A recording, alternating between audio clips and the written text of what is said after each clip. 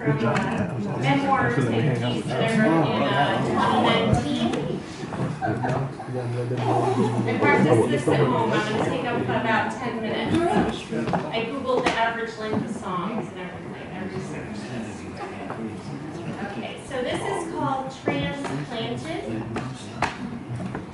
It is the winter of 2009.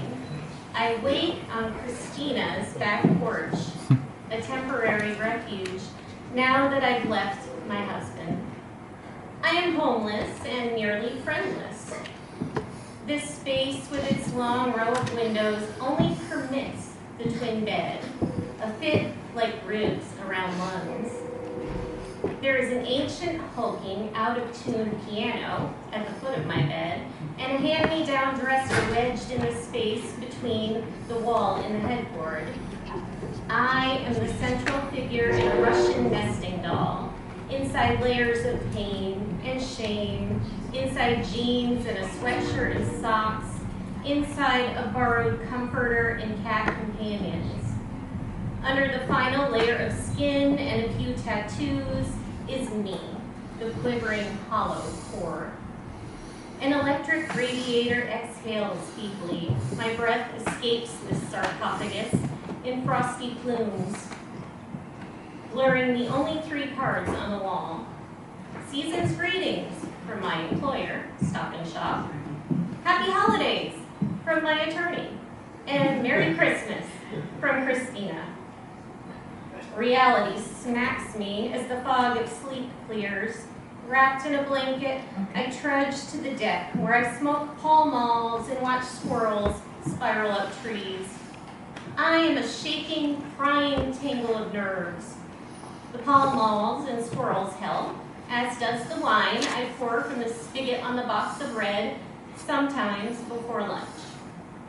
Every other day, when they are not at their dad's, my 7- and 8-year-old girls, Chloe and Cassidy, are here with me. I pull myself together for them. Christina has given them the smaller bedroom, reassembling her kids' old bunk beds and letting us paint the walls. A window separates my porch bed from their bunks. At night, we open it and read Harry Potter books out loud. Soon, we'll be in our own apartment. Later, I'll kick the cigarettes. For now, I am here incubating until I can stand on my wobbly, new life legs. For years, I lived like a nomad without roots. A 1-year lease here, a 2-year lease there, but part of me will always live at Christina's. If I pass some stuff.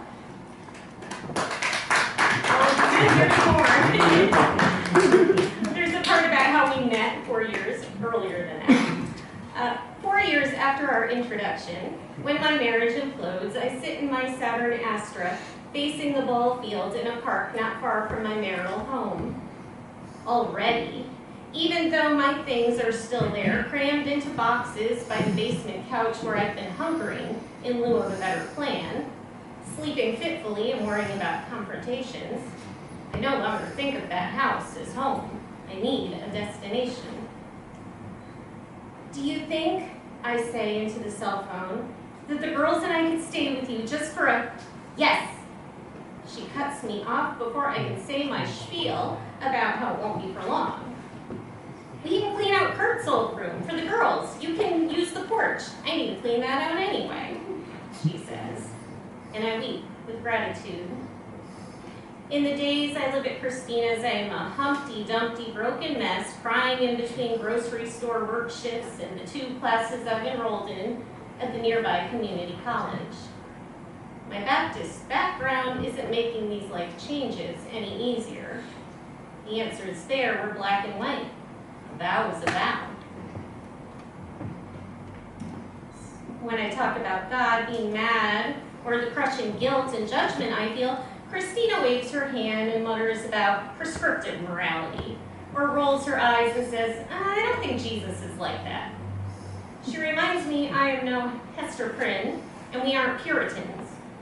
Christina grew up Catholic, but has come to her own conclusions, summing up her philosophy by saying, I believe everyone is pretty much doing the best they can. Her biggest concern rests with whether I am okay, rather than worrying about how sinful I am. With her support, I keep getting up and facing life. Over the next couple of years, many things will change. My divorce will be finalized. I'll have my own little basement apartment up the road where I will lay in bed at night listening to my neighbors screeching carrots upstairs. I will have worked out a deal with my maxed out visa that was my only means of hiring a lawyer, and will be paying my way out of debt. I'll be thinking about becoming a nurse's aide. Christina and I will graduate together, both of us getting associate's degrees, and I'll have found some new friends. 10 years later, I'll have my bachelor's degree in my own little house, but now I am a seedling, springing from a sidewalk crack, digging deep and stretching toward the light. The road leading to Christina's house is a roller coaster, a narrow, frayed ribbon of blacktop that twists and dips, hugging the rusted guardrail, beyond which the land drops away sharply, yielding to the rocky waters of the cove. My car knows the way. There is room to park by the crumbling stone wall edging her tiny flower-filled yard. Gardens, unruly plantings where something is always happening, bleeding hearts that drip rosy blooms in early spring, perennial bulbs that send up daffodils, tulips, and lilies, window boxes burst with color, azaleas nestle up against the siding, starry yellow forsythia stretch their gangly arms. At the corner of the house, a rose of Sharon transplanted from her mother's yard. Against the neighbor's chain-link fence, a line of prickly raspberry bushes I steal handfuls from in late summer. A stone cat perched on the step by the front door dangles beads at Mardi Gras and a holly wreath in December. That door is perpetually unlocked. We are welcome anytime. Whenever I open the door, a cat darts in or out. And every time I cross the threshold, memories swirl. How every year on my birthday we gather for the Sci-Fi Channel's marathon of the Twilight Zone, snacking and playing a game of Twilight Zone Bingo we invented ourselves. How on Thanksgiving we listen to Alice's Restaurant and eat stuffing served from a pumpkin shell. How I've become part of this motley crew, Christina's children who come to holidays toting guitars and who break into spontaneous performances. Her ex-husband with the long silver ponytail and a fondness for crossword puzzles. Ray, the retired submarine captain, who always brings a bottle of red. An eclectic mix of friends and family with Christina at the hub, like here. I sometimes gaze from where I sit, legs tucked under me in a wicker chair, and consider the crowd. We are our own island of misfit toys, a mix of artists, writers, and musicians, deadheads and liberals and rednecks, intellectual and arthritic, divorced, widowed, medicated, addicted, renting, working, getting by. Here, I've never felt judged or self-conscious. Often, it's just Christina and I, burning candles and playing music. Neil Young, Leonard Cohen, the Rolling Stones. Sitting on the deck or at the kitchen table, we tell our secrets and drink our wine. Years later, my daughter Cassidy, unexpectedly pregnant, not quite done with her nuclear engineering degree, stayed with Christina. Once again, Christina cleaned out a bedroom.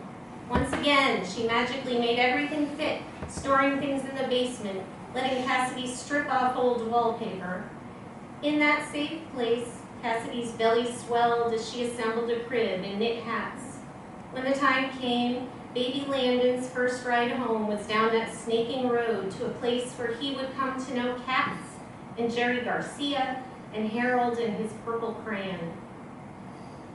I go over and watch little Landon on Mondays. Normally he is good-natured, his easy smiles turning his dimples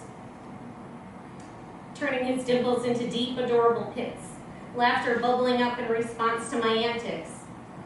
Last Monday, however, Christina comes to find me pacing her kitchen with an inconsolable baby. Christina drops her purse and shrugs off her coat, steps over a cat to get to us.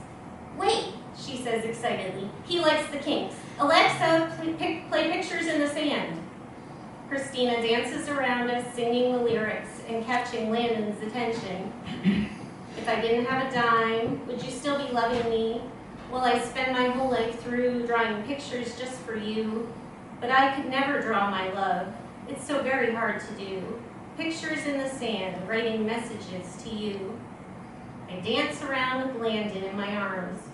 My grandson loves the Kinks? Of course he does. Look where he's sprouting. His tears stop, and by the time Cassidy walks into our party, laden with her heavy college backpack, he is beaming. Yeah.